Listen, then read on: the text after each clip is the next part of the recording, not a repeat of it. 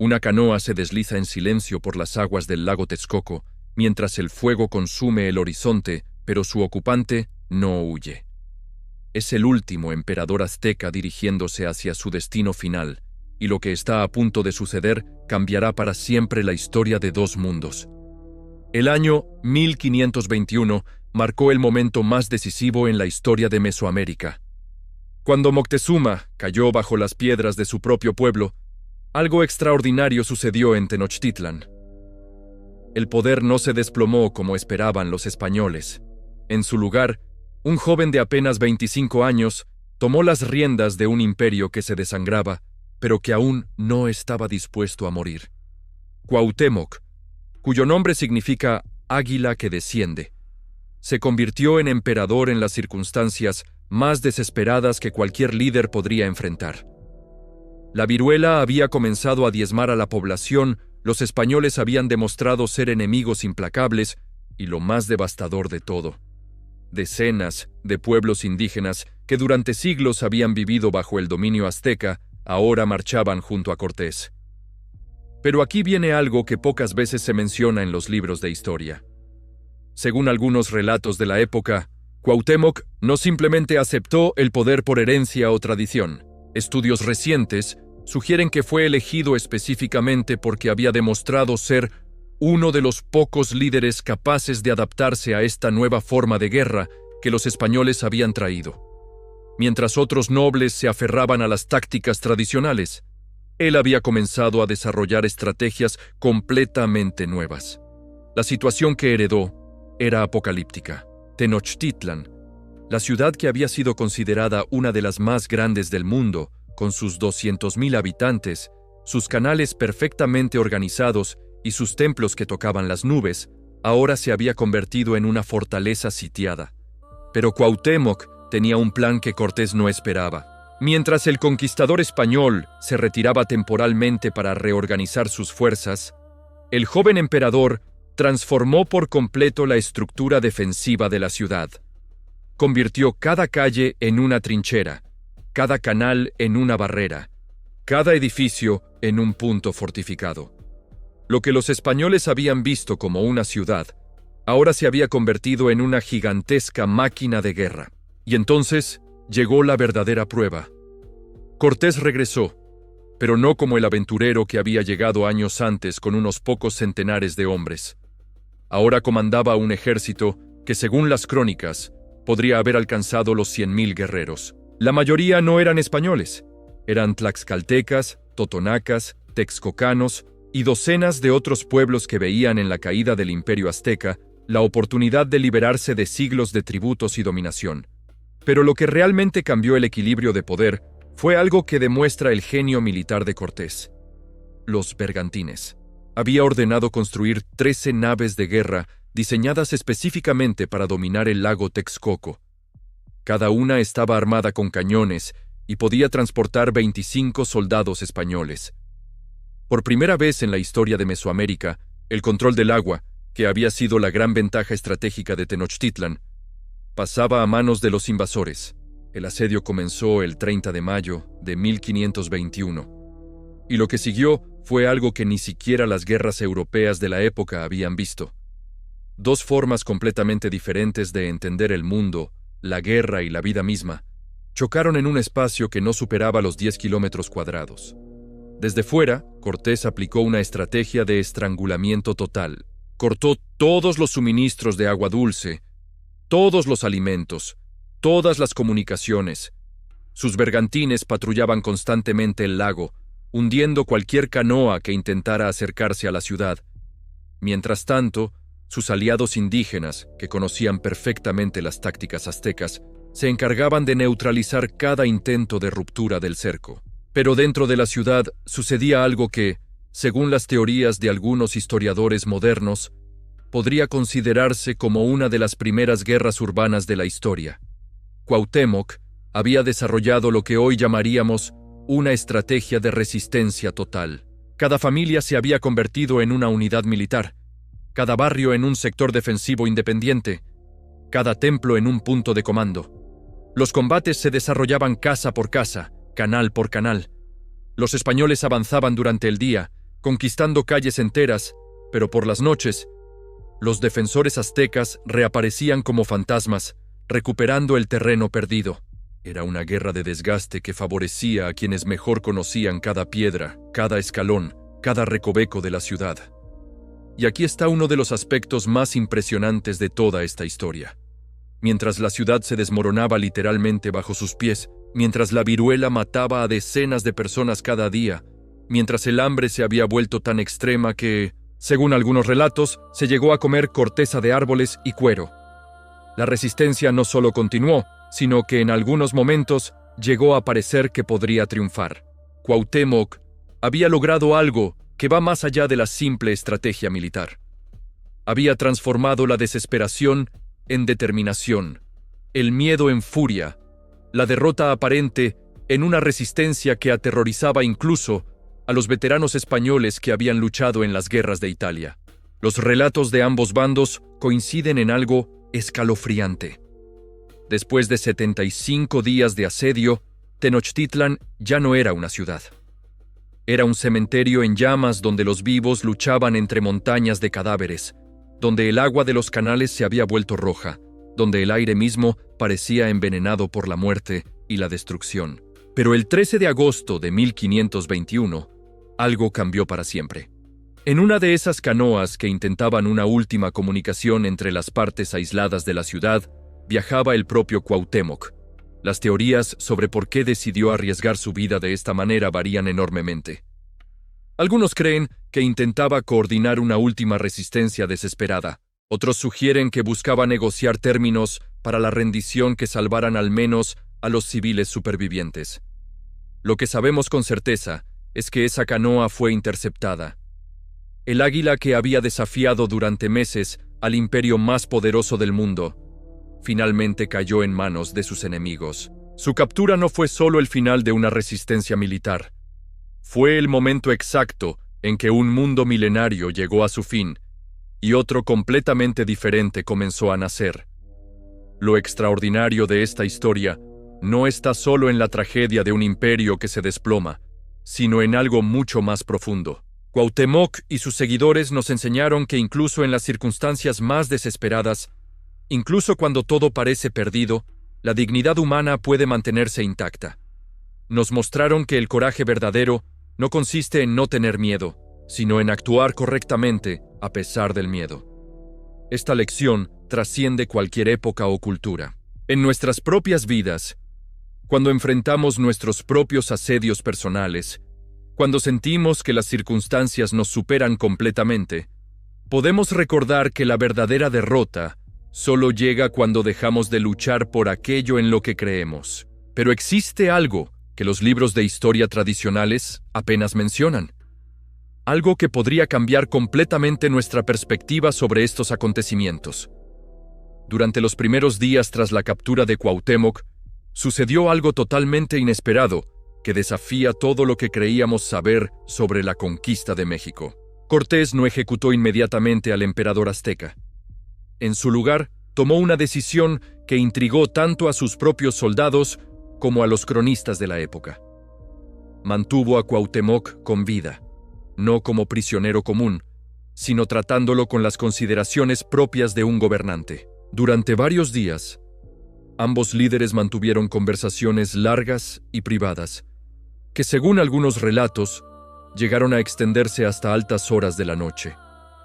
Estas conversaciones han alimentado durante siglos las especulaciones de los historiadores. Algunos documentos sugieren que Cortés intentaba descubrir la ubicación del legendario tesoro de Moctezuma, pero hay indicios de que estas charlas fueron mucho más allá de una simple búsqueda de oro.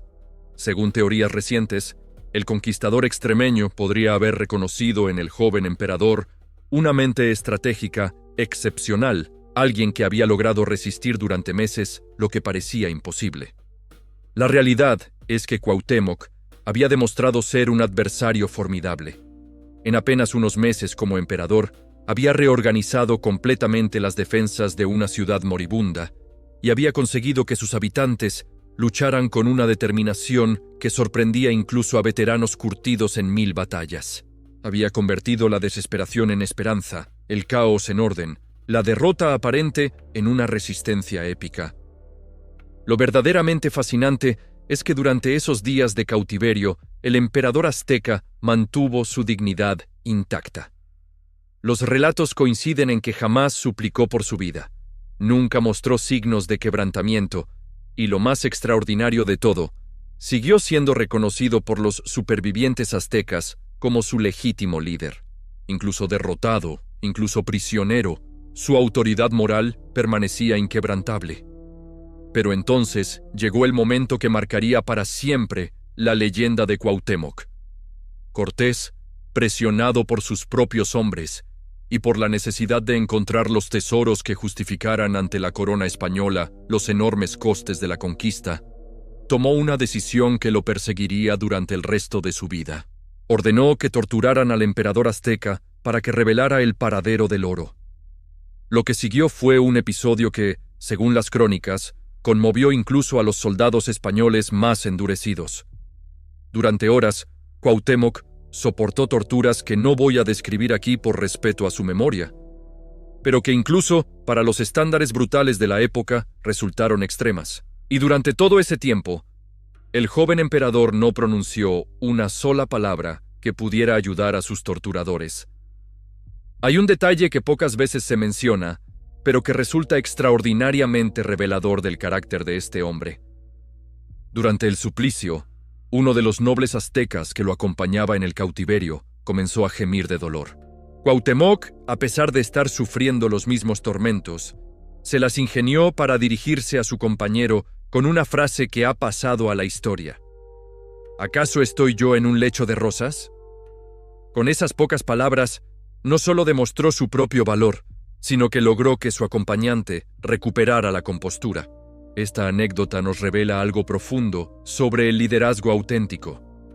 Incluso en los momentos más extremos de sufrimiento personal, Cuauhtémoc seguía preocupándose por quienes dependían de él. Seguía ejerciendo como emperador, como protector, como fuente de fortaleza para otros, cuando cualquier ser humano normal habría pensado únicamente en su propio dolor. Los tormentos no revelaron ubicación alguna del tesoro, principalmente porque, según teorías modernas, dicho tesoro probablemente nunca existió en las proporciones que imaginaban los españoles. El oro que había deslumbrado a los conquistadores durante sus primeros contactos con el imperio azteca había sido ya fundido, escondido o destruido durante los meses de asedio. Tras este episodio, Cuauhtémoc vivió casi 4 años más como prisionero de Cortés. Pero estos no fueron años de humillación o de olvido. Paradójicamente, se convirtieron en un periodo durante el cual su figura creció hasta alcanzar proporciones casi legendarias. Los pueblos indígenas de todo el territorio mexicano comenzaron a hablar de él como del emperador que nunca se rindió, del águila que prefirió quebrarse antes que doblegarse. Durante esos años de cautiverio, algo extraordinario comenzó a suceder en la mente colectiva de los pueblos mesoamericanos. La figura de Cuauhtémoc se transformó de emperador derrotado en símbolo de resistencia. Su nombre se pronunciaba en voz baja, en los mercados, se tallaba discretamente en los muros de los templos cristianos, que se construían sobre las ruinas de los antiguos teocallis, se cantaba en lenguas indígenas que los españoles no comprendían. Pero la historia de Cuauhtémoc no terminó en las cárceles de Tenochtitlan. En 1525, Cortés decidió emprender una expedición hacia Honduras para sofocar una rebelión de colonos españoles. Y en una decisión que todavía desconcierta a los historiadores, decidió llevarse consigo a Cuauhtémoc y a otros nobles indígenas. Las razones de esta decisión siguen siendo objeto de debate.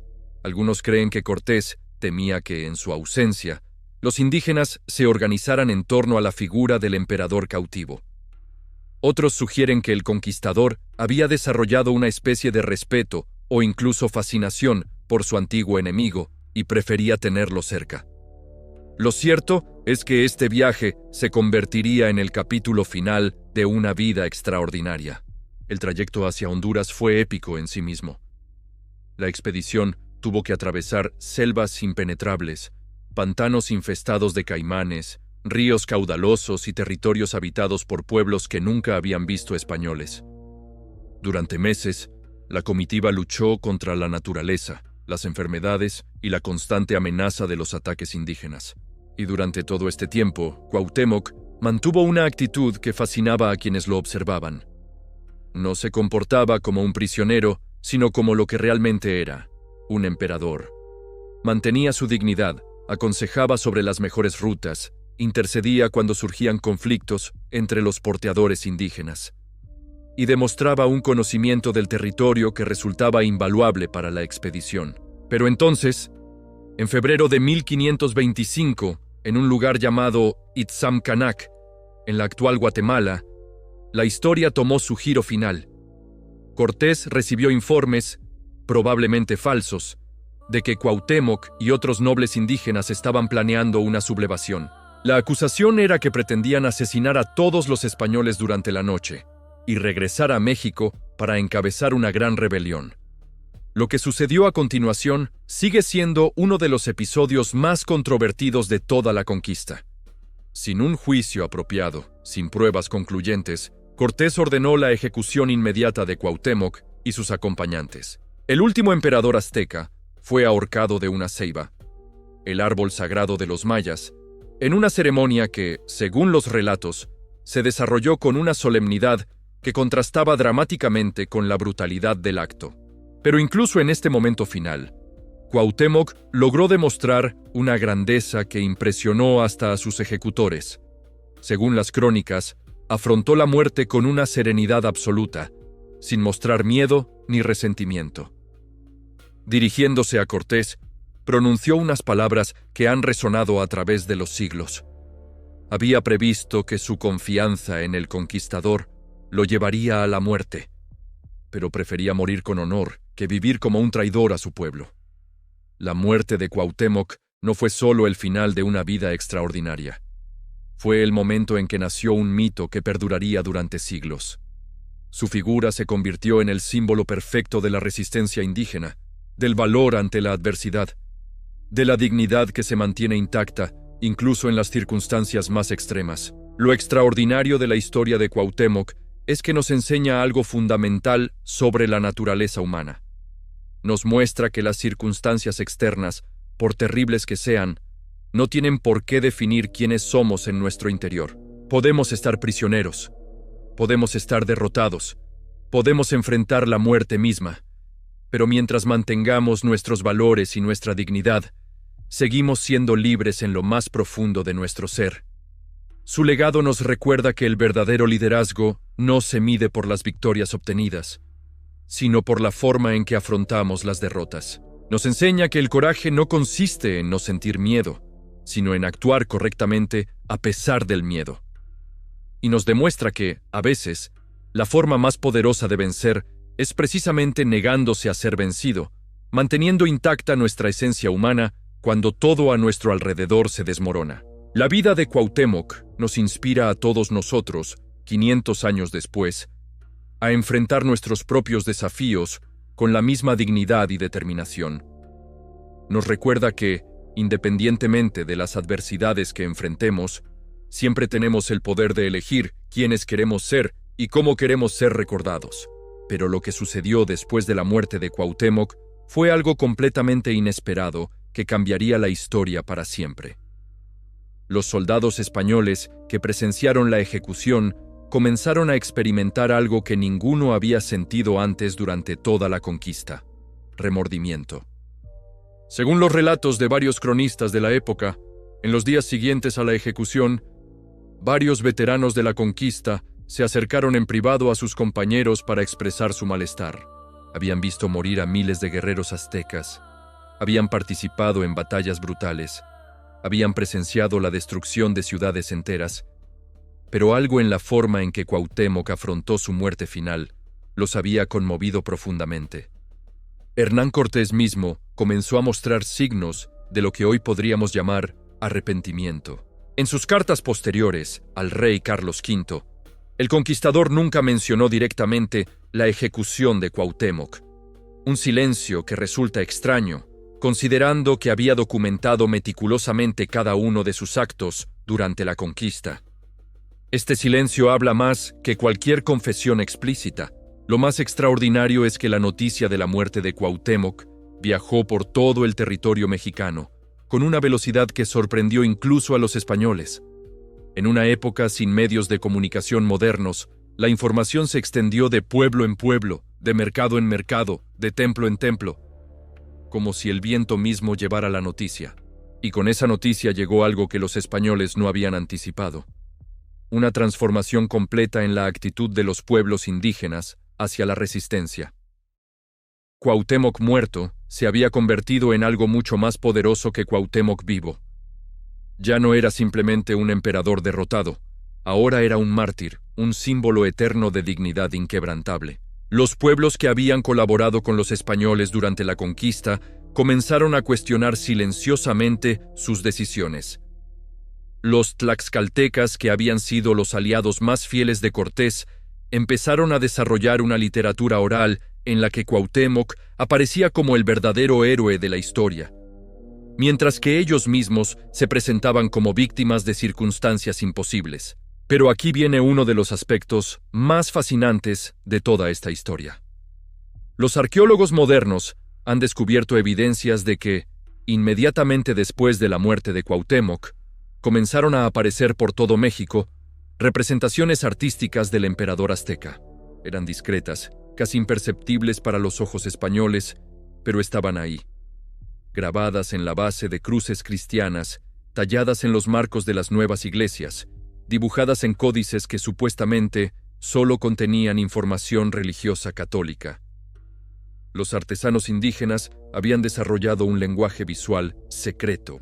Podían tallar la imagen de Cuauhtémoc de tal manera que, para un observador español, pareciera un santo cristiano o una simple decoración ornamental.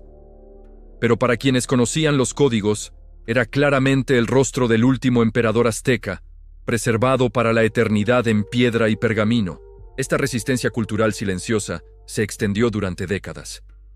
Los hijos y nietos de quienes habían vivido la conquista crecieron escuchando historias sobre Cuauhtémoc que sus abuelos contaban en voz baja, en lenguas que los españoles no comprendían, durante las noches cuando los colonizadores dormían.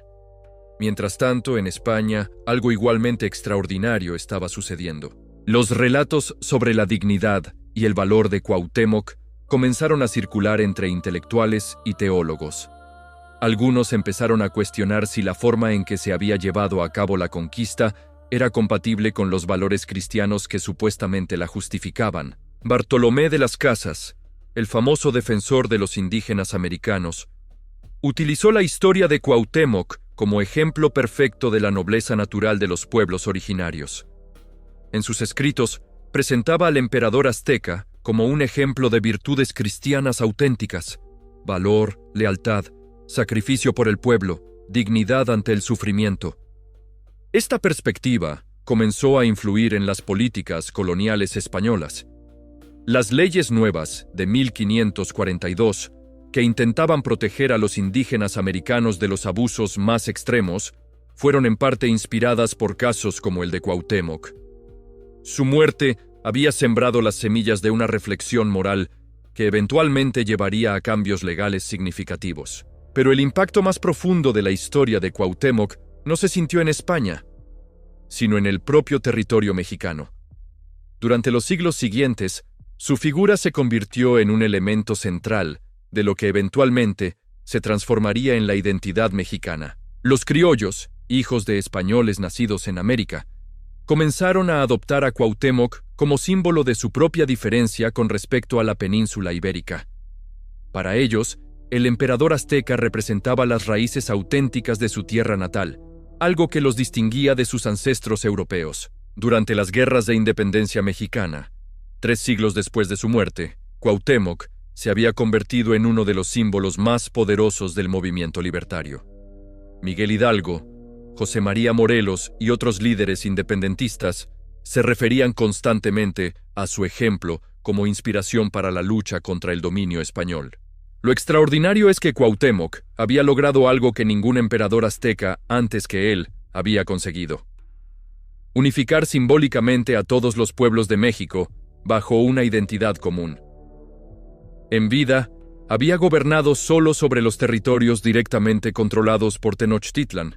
En muerte, se había convertido en el emperador simbólico de toda la nación que eventualmente sería México. Su influencia llegó incluso hasta los movimientos revolucionarios del siglo XX. Durante la Revolución Mexicana, tanto Emiliano Zapata como Pancho Villa invocaban su nombre como símbolo de resistencia contra la opresión. Su imagen aparecía en banderas revolucionarias, en proclamas políticas, en corridos populares que se cantaban alrededor de fogatas campesinas. Hoy en día, 500 años después de su muerte, Cuauhtémoc sigue siendo una presencia viva en la cultura mexicana. Su nombre designa una de las principales avenidas de Ciudad de México. Aparece en billetes y monedas, inspira obras de arte contemporáneo y literatura moderna. Pero más allá de su importancia histórica y cultural, la historia de Cuauhtémoc nos enseña algo fundamental sobre el poder de la integridad personal. Nos muestra que nuestras acciones, especialmente en los momentos más difíciles, pueden tener consecuencias que se extienden mucho más allá de nuestras propias vidas.